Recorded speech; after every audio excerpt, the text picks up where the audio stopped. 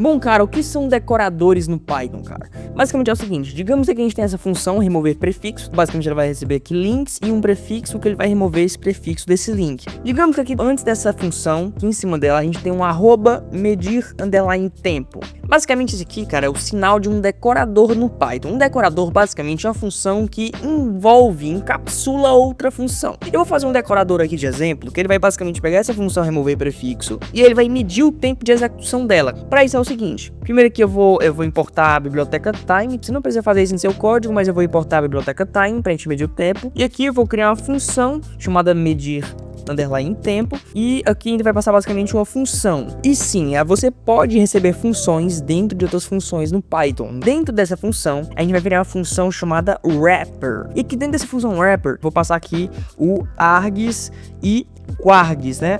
Aqui dentro dessa função wrapper, a gente vai fazer o que a gente quer fazer, no caso a gente quer medir o tempo. Para isso eu vou fazer o seguinte, colocar tempo underline início e vou passar aqui o time.time para ele começar a contar o tempo. Aqui embaixo, antes de passar o tempo final, eu vou passar uma variável chamada resultado, que ela vai conter a execução da nossa função remover prefixo. Então aqui a gente passa uma function e aqui a gente passa o args e quargs, né? No caso args e quargs, pronto, assim. E aqui embaixo a gente coloca o tempo underline final. Ele vai executar essa função, que no caso é essa função remover prefixo, e em tempo início ele tem que ficar sempre antes do tempo resultado e o tempo fim depois dessa função ser executada. Pra gente calcular o tempo de execução, a gente vai dar um print aqui.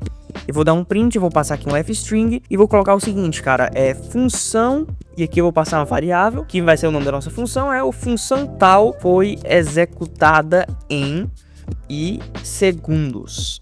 E basicamente isso aqui a gente vai passar o nome de uma função. Para você passar uma variável com o nome da função que está sendo executada, você coloca function._name_, que ele vai dar o nome da função. Foi executada em, e aqui a gente coloca o tempo underline fim, tempo underline fim menos tempo underline início. E aqui eu vou dar um 2.9f para ele ficar num formatozinho correto. Eu fiz até um vídeo sobre isso aqui também, tá aí no perfil de algum tempo atrás. Então basicamente é o seguinte, aqui a gente só retorna a nossa função, return function, e aqui dentro do meio de tempo a gente coloca return wrapper. Basicamente é o seguinte, agora nessa função, toda vez que ela for executada a função remover prefixo, que ele está sendo executado aqui embaixo, ele vai automaticamente executar esse wrapper aqui dentro de medir tempo, tá, cara? Então vamos executar o código para ver como é que ele tá.